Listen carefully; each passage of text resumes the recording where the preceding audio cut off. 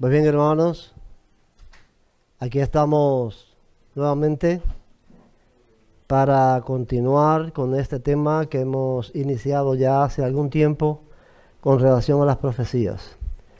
Por eso bendecimos a Dios, les damos las gracias, porque Él es el autor de todo y por lo tanto de Él dependemos. Se ha estado diciendo eso constantemente en el culto y es la verdad que revela la palabra. Estamos aquí, somos lo que somos por la gracia y la misericordia de Dios. Entonces es motivo de mi agradecimiento y continuar, como ya dijimos, con el tema de la inmortalidad del alma, que estamos haciéndolo como un tema intermedio entre los estudios proféticos de Israel y el capítulo 2 de Daniel, que continuaremos con él más adelante. Pensamos que era bueno estudiar este tema de la inmortalidad del alma. Comenzamos diciendo, recuerden, esto es una clase, esto no es un sermón. Cualquiera que quiera preguntar o quiera comentar algo, pues tiene la oportunidad en orden. Comenzamos diciendo que la creencia en la inmortalidad del alma no fue extraída, ni se puede extraer de la Biblia.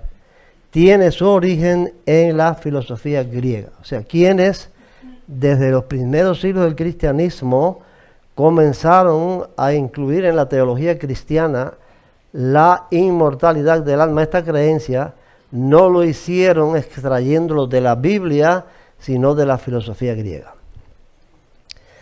Los primeros llamados padres de la iglesia, más influyentes en formular la teología cristiana, pertenecieron a la escuela neoplatónica. Esto es un hecho histórico, cualquiera lo puede investigar. Contamos ahora con el recurso de la inteligencia artificial. Sencillamente pregunten si los padres de la iglesia fueron miembros de la escuela neoplatónica y le va a dar una larga explicación sobre eso.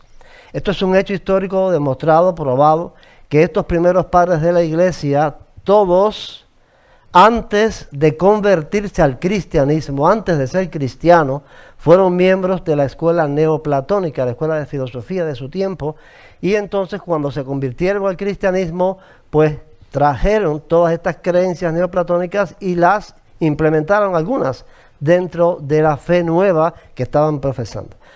No tenemos tiempo para mencionarlos, son unos cuantos, pero voy a solamente poner 3 ejemplos. Clemente de Alejandría, vivió entre los años 150 al 215. Orígenes, es otro de los padres de la iglesia, vivió entre el 185 al 254, y Agustín de Hipona nació entre en el 354 y murió en el 430. Si sacamos una sencilla cuenta entre el nacimiento de Orígenes y la muerte de Agustín, ¿cuántos años pasaron?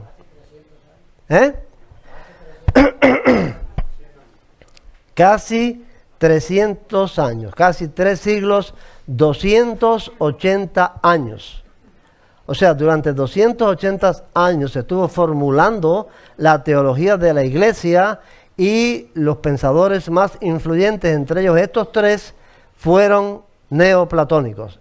Algunos de ellos, como Agustín, fueron filósofos griegos antes de ser cristianos.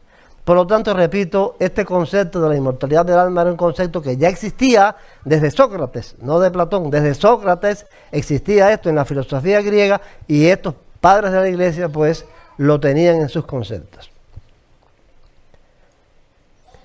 Los teólogos que actualmente profesan la doctrina de la inmortalidad del alma suelen citar algunos pasajes bíblicos como pruebas de esta creencia, pero lo que hacen es usar la Biblia, no estudiar la Biblia. Hay una profunda diferencia entre usar la Biblia y estudiar la Biblia. Son dos cosas completamente diferentes. Yo no la he leído completa porque es demasiado larga, pero sí he leído una cantidad de secciones de la confesión de fe más famosa o más importante, quizás la más importante, de la Iglesia Reformada, que se llama la Confesión de Westminster. En esa confesión, pues, como en todas las confesiones cristianas, se hacen breves declaraciones sobre puntos de vista o creencias que tienen, y las mismas se respaldan con textos bíblicos. A veces 2 o 3 textos bíblicos. En el caso de la Confesión de Westminster son, en algunos casos, muchos textos bíblicos.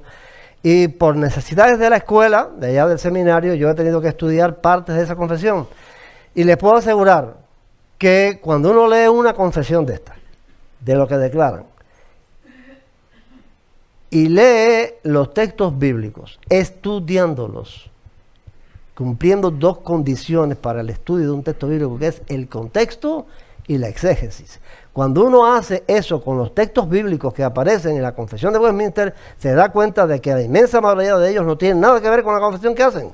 Y uno se queda atónito y dice, pero ¿cómo va a ser que personas de este nivel académico sean capaces de usar la Biblia? No muestran contexto, no muestran exégesis, simplemente citan el texto y usted lo estudia y no tiene nada que ver con la confesión que han hecho. En esto realmente los reformados son expertos, maestros, en usar la Biblia. Por eso es importante, muy importante, no usar la Biblia. No es tomar un texto y sacarlo de contexto, hacer de ese texto una doctrina. Es menester estudiar la Biblia cumpliendo esos 2 requisitos.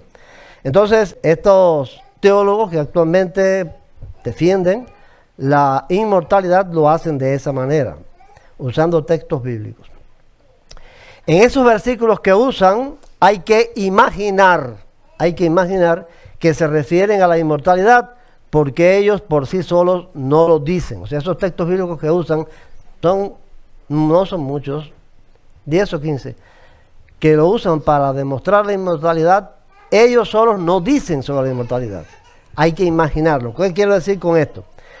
No se puede preparar, fíjense esta expresión, no se puede preparar, armar la doctrina de la inmortalidad del alma usando estos versículos. Primero hay que tener el concepto filosófico en la mente para después decir, mira, estos textos lo demuestran. Eso es evidente. Los textos solos, aunque los uses todos, no definen la doctrina de la inmortalidad. Tienes que tener en la mente el concepto filosófico. Y después decir, bueno, mira, ahora aquí Pablo dice, por ejemplo, Pablo dice, para mí mejor es partir y estar con Cristo. Mira, ahí está la inmortalidad. Pero eso no dice nada de la inmortalidad. Tienes que primero pensar, creer en la inmortalidad y decir, mira, el texto de Pablo pues lo demuestra. No tenemos tiempo, realmente no tenemos tiempo para citar todos esos 14 o 15 versículos, pero yo les prometo hacer un trabajo bien conciso con el estudio contextual y exegético de los textos y subirlos a internet de alguna manera en el chat para que ustedes los puedan tener. Sin embargo, en la Biblia sí hay 3 creencias perfectamente explicadas que contradicen la creencia en la inmortalidad del alma. Y atiendan a las 2 frases en rojo. Perfectamente explicadas. Hay 3 creencias en la Biblia, en el Nuevo Testamento, explicadas. No que hay que imaginarla y tomar un texto de aquí y un texto de allá y decir, mira, aquí quiere decir eso. No, perfectamente explicadas. Hay 3 creencias y esas 3 creencias mancomunadas contradicen la creencia en la inmortalidad del alma. Uno de ellos es la resurrección. Esa es una creencia bíblica muy bien explicada. La segunda es la segunda venida de Cristo. Y la tercera es el juicio final. Esas 3 doctrinas contradicen la inmortalidad. Vamos a comenzar hoy a estudiar la resurrección, pero les quiero dar un breve esbozo sobre las 3. ¿Por qué las 3 lo contradicen? Voy a hacerles una pregunta. Entiendan bien, a ver si la puede responder alguno. Quienes creen en la doctrina de la inmortalidad, ¿cuándo es que ellos dicen? Bueno, déjenme decirles esto antes para darles un norte. En la Biblia hay evidentemente declaradas dos resurrecciones. La de los justos y la de los injustos. Eso está bien explicado en la Biblia, que hay dos resurrecciones, unos saldrán a resurrección de vida y a otros a resurrección de condenación. Ahora bien, voy a la pregunta. Los que creen en la inmortalidad del alma, ¿cuándo es que los justos reciben la recompensa y los perdidos reciben el castigo? No estoy preguntando. ¿Tú crees en la inmortalidad del alma? Estoy preguntando los que creen en la inmortalidad del alma. Cuando la persona muere. Eso es lo que creen en cuanto a recompensas y castigos, los que creen o profesan la inmortalidad del alma. Inmediatamente que una persona muere, su alma va para el cielo, si es salvado, o va para el infierno, si es perdido. Esa es la creencia en cuanto a recompensas y castigos de quienes creen en la inmortalidad. Ahora, ¿qué dice la Biblia en cuanto a la recompensa de los salvados? ¿Cuándo la van a recibir? Cuando Cristo venga. Esa sí es la respuesta, señora. Cuando Cristo venga. Pero eso lo creen en los que creen en la Biblia. No que cuando se mueren, sino que cuando Cristo venga, van a recibir la recompensa. ¿Cuándo es que van a recibir el castigo los condenados? En el juicio, después del milenio, en el juicio final. Hay un juicio final después del milenio. Entonces, esta creencia de que la persona cuando muere, su alma recibe la recompensa o recibe el castigo, está en contradicción con lo que enseña la Biblia. Ajá. ¿Entiende la idea? Estas tres doctrinas de la Biblia contradicen totalmente la creencia en la inmortalidad. Decía que vamos a estudiar hoy, o a comenzar a estudiar hoy, la creencia en la resurrección. Y vamos a hacerlo con algunas preguntas. Recuerden que esto es una clase. No estamos haciendo preguntas directas, porque eso sería una... el que pueda responderla. Las primeras preguntas dicen: si el alma nunca muere, ¿por qué el Nuevo Testamento enseña sobre una resurrección? ¿Cómo puede resucitar lo que nunca ha muerto? ¿Quién me responde? Si el alma nunca muere, porque la Biblia habla de una resurrección. ¿Cómo es? A ver, uno solo, a ver, Agustín. El alma regresa al que lo da. Ok, vamos allá. El alma descansa. Bueno, vamos a otra pregunta. Si el alma supuestamente está viva y consciente en el cielo o en el infierno, ¿qué va a resucitar entonces? El cuerpo transformado por Dios. No abrirse la No, Xiomara tiene razón. Xiomara tiene razón. Dicen los teólogos de la inmortalidad, afirman que va a resucitar el cuerpo. ¿Ven? Eso es lo que dicen los teólogos de la inmortalidad. El alma está viva en el cielo o en el infierno, pero lo que va a resucitar en cada una de las resurrecciones es el cuerpo, no es el alma, porque el alma está viva. Permiso, dice aquí Eclesiastés 12:7, y el polvo vuelva a la tierra como era, y el espíritu vuelva a Dios que lo dio. Aquí, ve. El espíritu es una cosa y el alma es otra cosa. Vamos a ver eso después. ¿Entienden esta idea de que los teólogos de la inmortalidad dicen que es el cuerpo?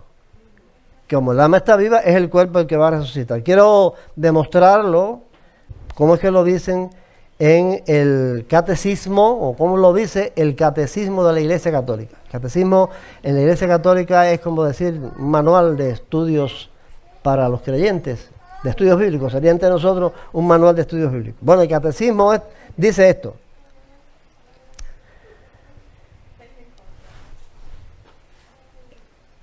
¿Qué es resucitar? En la muerte separación del alma y el cuerpo del hombre cae en la corrupción, mientras que su alma va al encuentro con Dios en espera de reunirse con su cuerpo glorificado.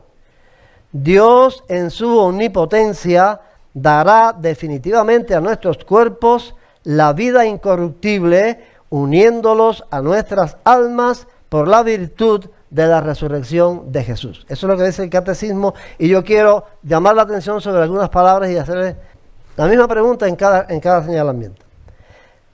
Dice ahí, la muerte es la separación del alma y el cuerpo. Ustedes que conocen la Escritura, ¿me pueden decir dónde dice eso la Biblia? Que la muerte es la separación del alma del cuerpo. Aquí pasa algo, no pasa porque esto es un catecismo, esto no es una confesión de fe, pero esto es lo que yo le decía que pasa en la confesión de fe de Westminster. Te dicen una cosa así: la muerte es la separación del alma del cuerpo, y te ponen 4 o 5 textos bíblicos. Pero cuando tú vas, los textos bíblicos no dicen eso. Entonces, solamente sin tener que hacer un estudio profundo, nosotros podemos entender, por lo que conocemos de la Biblia, que esto no aparece en la Biblia.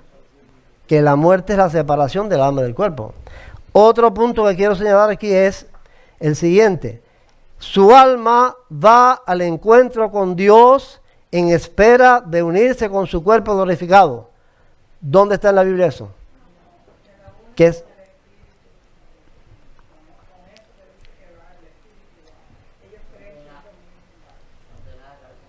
No tiene nada que ver. En ningún lugar de la Biblia dice que el alma va, el alma va al encuentro con Dios en espera de unirse con su cuerpo, porque no solamente es que sube, sino que va a la espera de unirse con su cuerpo. Ahí es distinto, no solamente que usen el texto de Eclesiastés, porque ese texto que dice, el Espíritu va a Dios que lo dio, pero que va a unirse a esperar a unirse con su cuerpo, no lo dice en ningún lugar.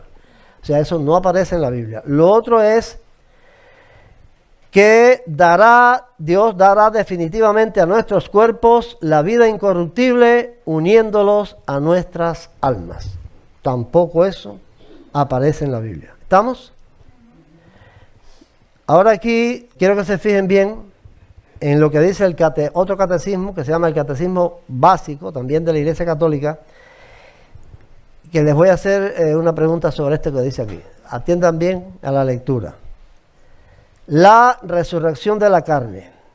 Como consecuencia del pecado original, nuestra vida en la tierra termina con la muerte. Adán pecó y entró el pecado en el mundo, y por el pecado la muerte. Pero no todo termina con la muerte. El alma, que es inmortal, se separa del cuerpo, pero sigue viviendo y recibe de Dios el premio o castigo merecido por sus obras hechas durante su vida terrena. Al fin del mundo resucitarán nuestros propios cuerpos y se unirán a sus almas. Entonces nuestro Señor Jesucristo vendrá con gloria y majestad a juzgar a todos los hombres, unidas ya las almas a sus propios cuerpos, para nunca más morir. Ahí en ese texto hay una contradicción. No, espérate, déjame ver si... Ahí en ese texto hay una contradicción, no con la Biblia, en lo mismo que dice ahí.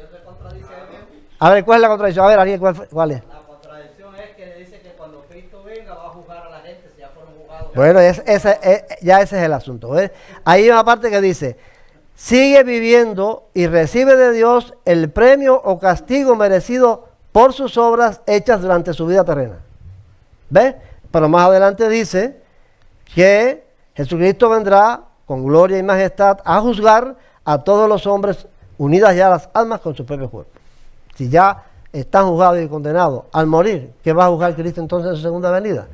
Ve, hay toda una confusión, porque están queriendo mezclar dos cosas que no se pueden mezclar, y es la doctrina cristiana de la resurrección bíblica y la filosofía griega que introdujeron los primeros padres de la iglesia. No hay manera de juntar esas dos cosas porque son contradictorias una de la otra.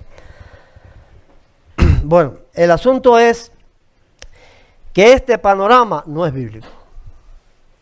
Los que conocemos más o menos la Biblia, sin tener que profundizar mucho, nos damos cuenta de que este panorama de las almas descendiendo del cielo a reunirse con sus cuerpos aquí en la tierra, los que son salvos, o las almas del infierno saliendo del infierno a reunirse aquí en la tierra con sus cuerpos muertos, no es un panorama bíblico. No está en la Biblia eso. No aparece eso. No entra en esos detalles de que el cuerpo se corrompe y el alma queda viva aparte. Eso no se trata en las Sagradas Escrituras. No se ve ahí. Son creencias fabulosas o fantasiosas de la teología católica y reformada, inconsistentes con la resurrección bíblica. Es sólo la pretensión de acomodar artificialmente la concepción filosófica griega con la enseñanza bíblica del retorno de los muertos a la vida. Ahora, ¿qué resucitará? Ya bíblicamente, no lo que dice la teología de la inmortalidad. Bíblicamente, ¿qué resucitará? Voy a poner dos opciones, dos posibilidades. Y le voy a preguntar a ustedes quién cree en la primera y levantan la mano. Voy a probar tres cosas de los alumnos. Levantan la mano los que creen en la primera posibilidad. Los que creen en la segunda, levantan la mano. Y, no sé si después, las dos opciones, sí. Sí, voy a ponerlas, voy a ponerlas los dos primero. Y después voy a preguntar. Y el que se sienta inseguro, no levanta la mano en ningún caso. El que se sienta inseguro, para probar también qué grado de seguridad hay en la congregación sobre este asunto. La primera opción es: resucitará un ser espiritual nuevo, creado por Dios y distinto del que somos ahora. Dice, este mismo ser integral, cuerpo, espíritu y alma, que somos ahora, pero transformado, glorificado. Los que creen, no, voy a hacer poco a poco. Los que creen en la primera, levanten la mano. Los que creen en la segunda. Pero no todos, algunos están inseguros. Porque no levantaron la mano todos. Algunos están inseguros de cuál es.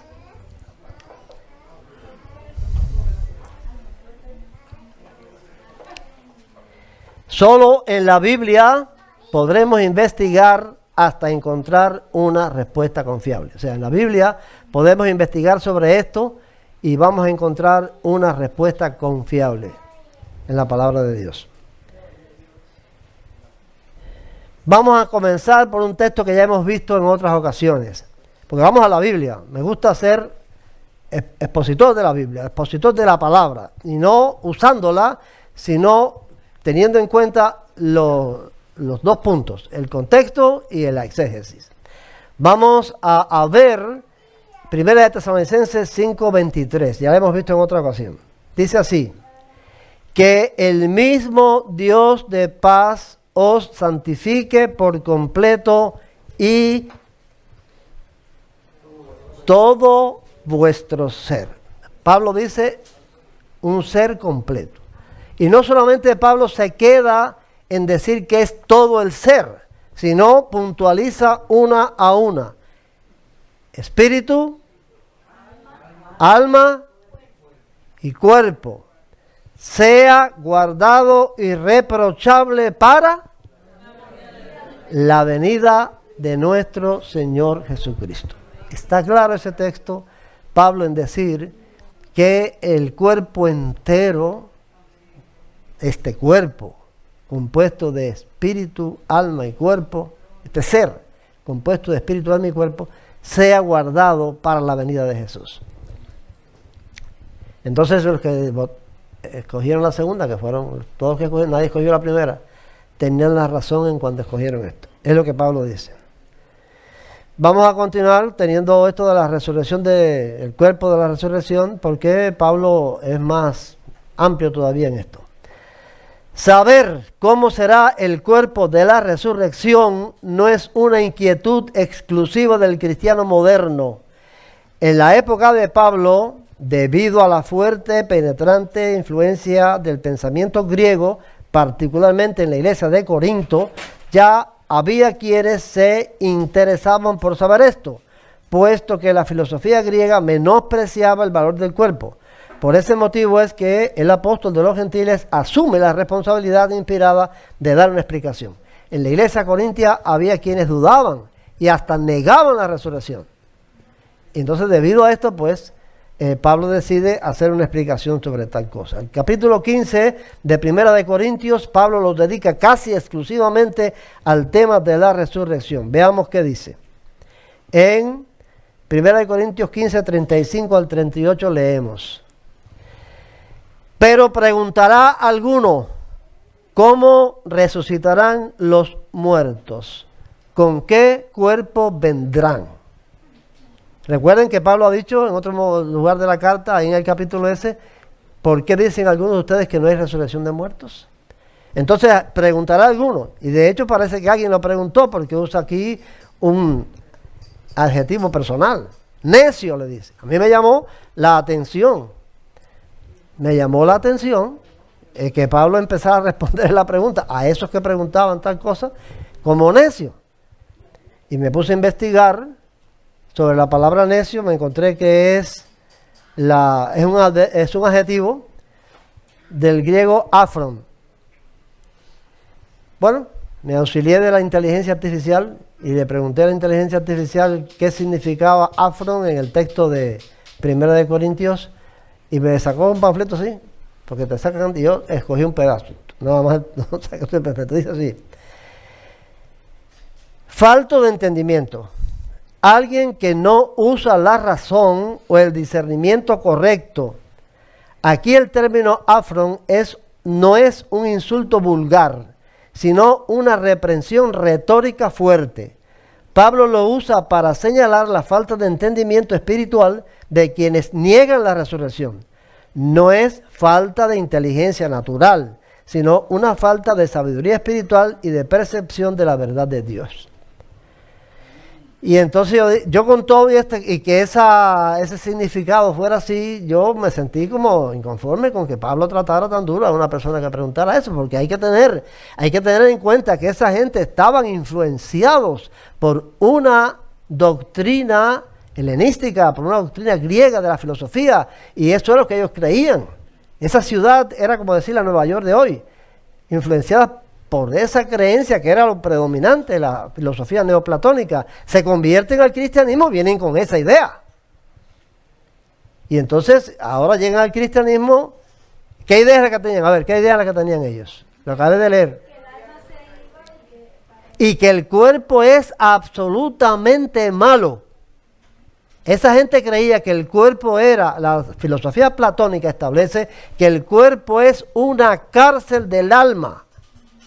Es totalmente malo. Mire, yo estaba el otro día conversando con alguien y le decía, nosotros tenemos que tener en cuenta cuando leemos el Nuevo Testamento, o lo estudiamos, que el idioma y la cultura en que, o sea, que nosotros estamos leyendo en español un texto que en su idioma y su cultura nada tiene que ver con nosotros, con nuestra manera de pensar y nuestra manera de hablar. El griego koiné, hace 2000 años atrás, se hablaba en la cultura greco-romana.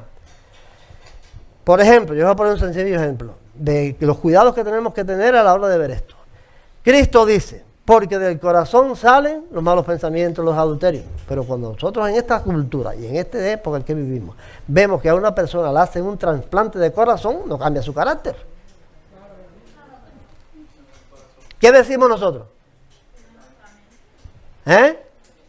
Que eso está ahí en sentido figurado. Porque el corazón no hace nada para que la gente... El corazón es duro, duros de corazón y de oídos. Ahora, eso es en sentido figurado para nosotros. Para aquella gente no era sentido figurado, era realidad. Ellos creían que el cuerpo era absolutamente malo. Cuando Pablo habla, por ejemplo, otro ejemplo, cuando Pablo habla de las obras de la carne, uno se da cuenta en esta cultura en la que vivimos que la carne no produce eso. Todas las cosas malas están en la mente, en el sentimiento, en los pensamientos, en la vida espiritual del hombre. Sin embargo, ellos están escribiendo para una cultura que creía que realmente la carne era el origen del mal. Tenían designado inclusive en sus creencias los órganos de la carne del cuerpo que producían, por ejemplo, las bilis, producían la amargura, y el estómago producía tal cosa, y el corazón producía tal cosa, y ellos creían eso así. Entonces, cuando nosotros leemos estas cosas, tenemos que entender que están escribiendo para una cultura y un idioma que nosotros tenemos que asimilarlo en el nuestro. Para ellos esto no era un sentido figurado, era realidad, las cosas eran así. Dios se revela, por ejemplo, yo no quiero que nadie se quede confundido. Cuando, yendo más atrás, al hebreo y a la época más antigua, cuando Josué dice, sol detente en Gabaón y tu luna en el valle de Jalón. Dice el texto, y el sol se detuvo y la luna se paró. ¿Fue el sol? Fue el movimiento de rotación de la tierra. Ahora, Dios se ha revelado al hombre y le ha dicho las cosas en su cultura, en su idioma y en su momento. Y eso hay que tenerlo en cuenta. Para aquella gente, para Josué, lean los salmos, el sol sale como un gigante a recorrer su camino. Para la geografía y la astronomía de aquella gente, de aquella época, el sol era el que se movía en el cielo. Después vino Copérnico y todo Galileo, toda esta gente, y empezaron a demostrar que no, que la Tierra era el centro, no era el centro del universo, sino era el Sol. Pero para Dios te reveló, no, Dios no le interesaba decirle a Josué, oye, no, mira, no se va a detener el Sol, se va a detener el movimiento de rotación de la Tierra. Ese no era el propósito. La Biblia es un libro de revelación para la salvación del hombre, no es un libro de ciencia. Entonces hay que entender que Dios se le reveló a esa gente en su cultura, en su idioma, y hay que tratar de investigar qué quiso decir aquello. ¿Entiende la idea? Entonces por eso yo me sentí un poco inconforme con que Pablo le dijera necio a este pobre hombre. Porque eso era lo que él creía.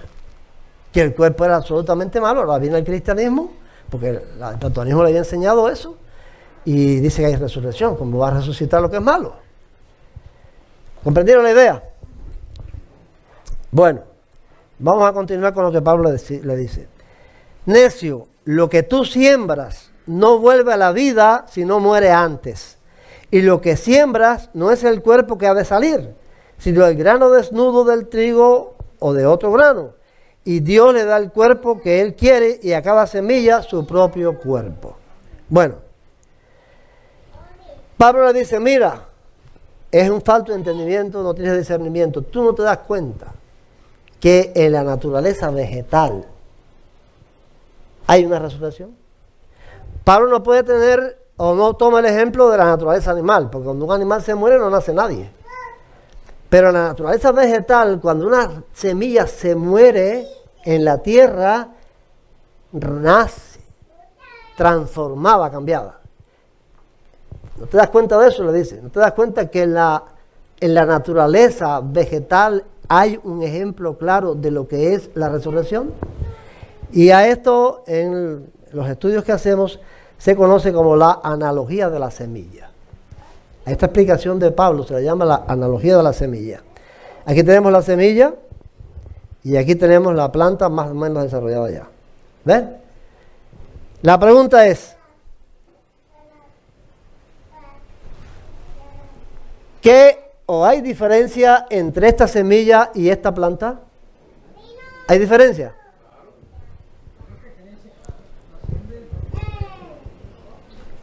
Hay, sin duda, una gran diferencia. Sin embargo, es innegable que la planta no es un cuerpo creado aparte de la semilla, sino que es el resultado de la transformación de la misma semilla. ¿Estamos claros? Aunque hay una gran diferencia, no es que esa planta vino de otro lugar, sino que la semilla, al morir y nacer, nace transformada. Recuerden, estamos explicando el ejemplo que Pablo le puso a esta persona que preguntaba, ¿con qué cuerpo vendrán?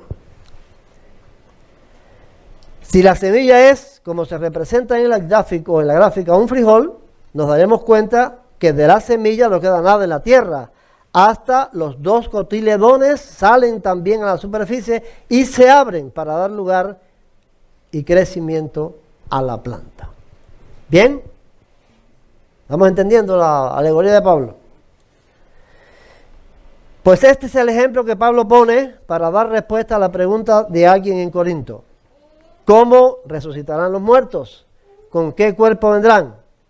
Como la semilla que primero muere y después nace. ¿Cómo? Transformada. Como la semilla que primero muere y después nace transformada. Y Pablo continúa entonces así. Pongan bien atención. Pongan bien atención. Así también sucede con la resurrección, del modo de la semilla. Recuerda, estamos hablando de la semilla. Y sigue diciendo Pablo. Se siembra con cabeza, resucitará sin cabeza. ¿Ah?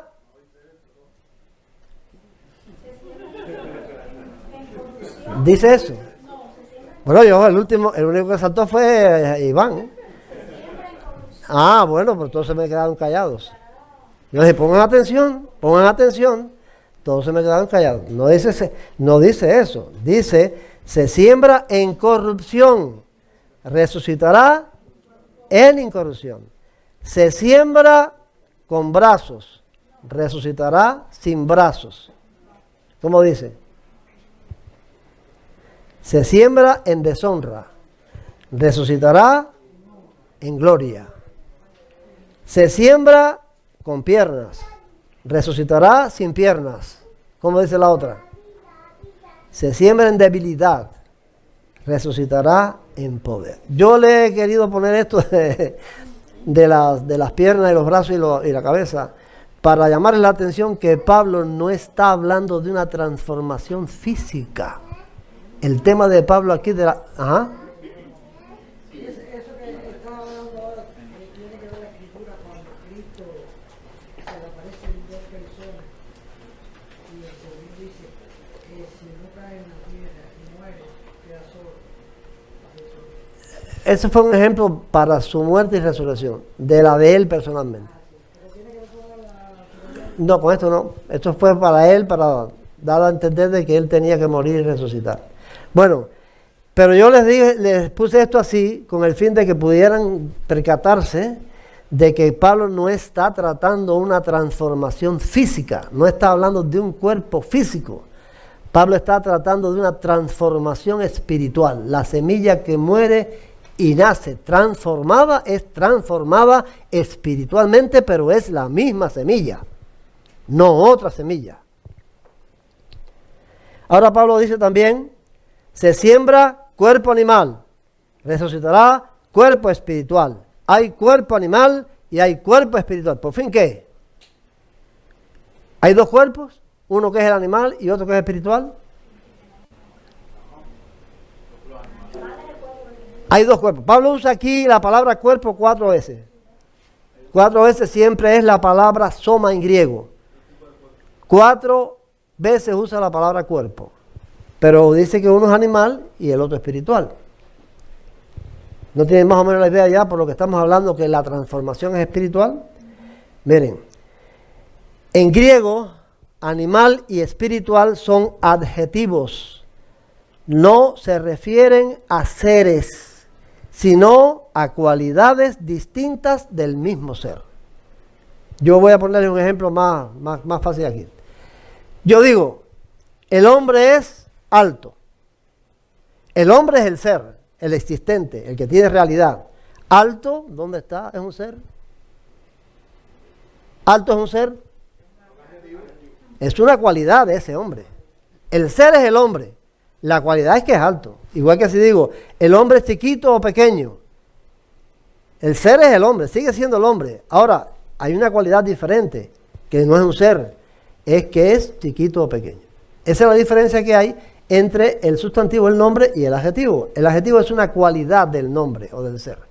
Pues eso es lo que pasa aquí. El cuerpo animal es una cualidad de ese cuerpo antes de la resurrección. El cuerpo espiritual es una cualidad de ese cuerpo después que resucita. ¿Entienden la idea?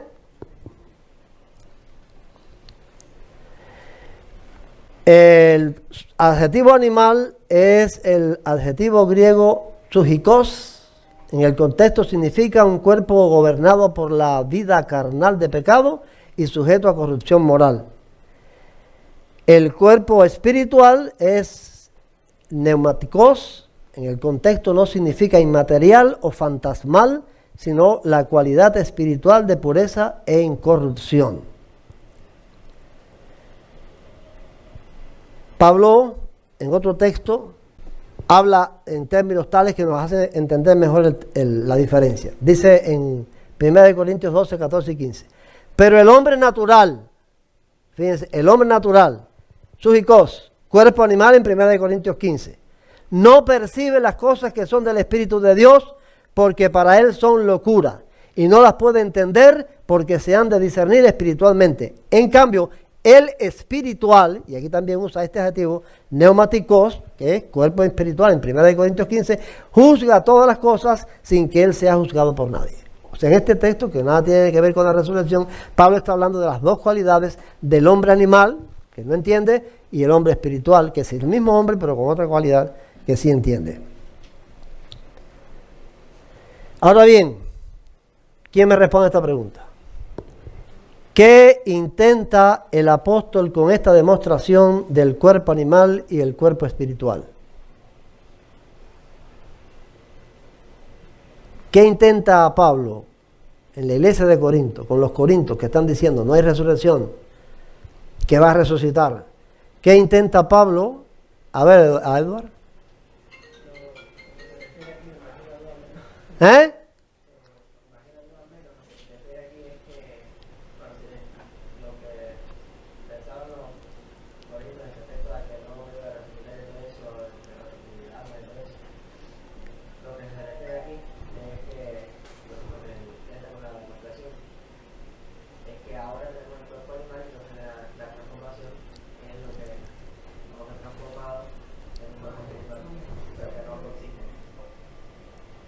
Vamos a ver qué dice aquí. Enseñar a los corintios que existe una profunda diferencia en cuanto a las cualidades espirituales. Es lo que está diciendo Edward, con otras palabras. O sea, él está queriendo hacer ver a esta gente que creen que el cuerpo es absolutamente malo y que por lo tanto no puede resucitar, que existe una profunda diferencia en cuanto a las cualidades espirituales. ¿De qué? De este cuerpo que tenemos ahora y el cuerpo de la resurrección.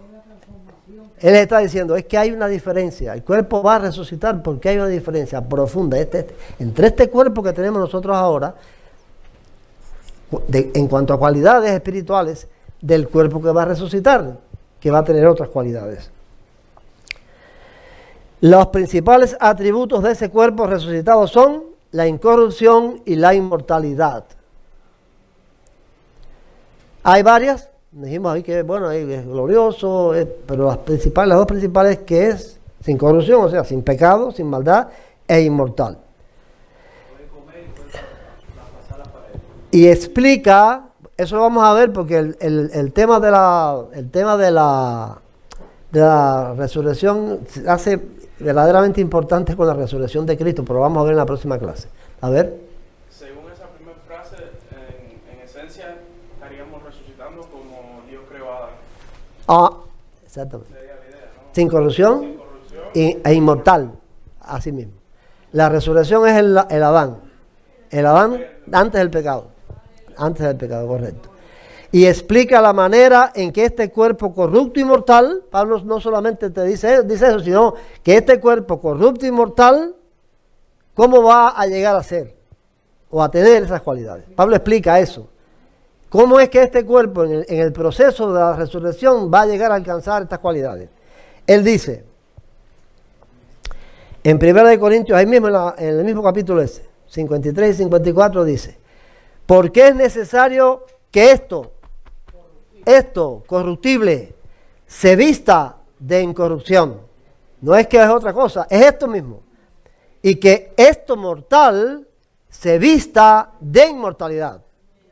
¿Estamos claros? Porque es necesario que esto, estamos refiriéndose a este cuerpo se tiene que vestir. Y es muy importante yendo a la exégesis del texto, llamar la atención sobre el verbo que usa Pablo aquí, de vestir. El verbo vestir que usa Pablo aquí en griego tiene un significado sumamente importante. Es el verbo endúo, formado por dos palabras, o dos palabras griegas forman este verbo. Una es en y la otra es duno. La primera es una preposición que significa dentro de, fíjense, en es dentro de. Y duno es un verbo que significa hundir, como cuando el sol se hunde hacia abajo del horizonte. ¿Qué está queriendo decir Pablo entonces con esto?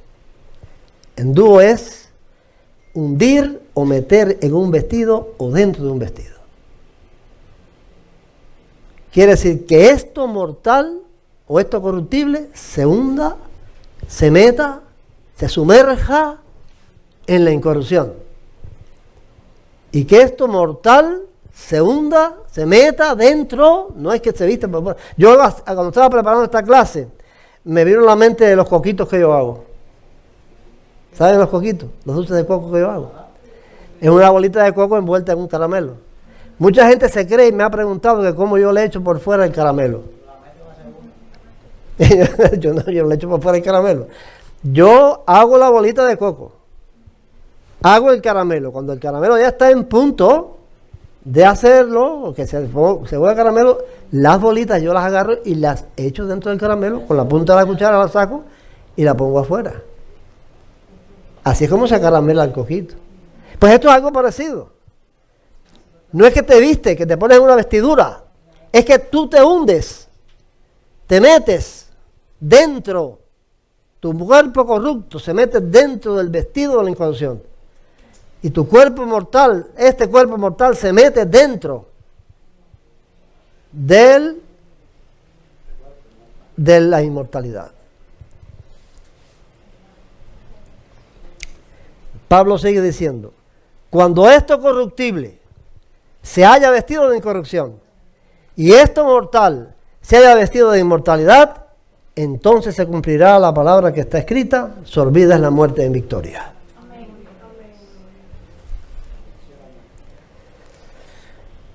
Esto corruptible y mortal, o sea, el ser entero, completo, según vimos en Filipenses 5:23, integral, que somos ahora en su naturaleza pecaminosa y mortal, resucitará transformado, cambiado, vestido de incorrupción y de inmortalidad, como la semilla que nace transformada, cambiada. La semilla se hunde, se sumerge en la tierra, muere y nace, transformada, cambiada. Tú y yo, nuestra muerte, tengan esto como una gran esperanza, como una gran seguridad. La muerte es una bendición. Para mí, morir en Cristo es mejor. Para mí es ganancia. Porque la muerte es sumergirte, hundirte. Este cuerpo corrupto, mortal, se hunde, se mete dentro, se sumerge en la incorrupción y en la inmortalidad. Y cuando Cristo venga, nace como la semilla, resucita, transformado, cambiado hacia la incorrupción y la inmortalidad. Eso es una gloria. Que el Señor reciba la honra y la gloria de mi deseo. Amén.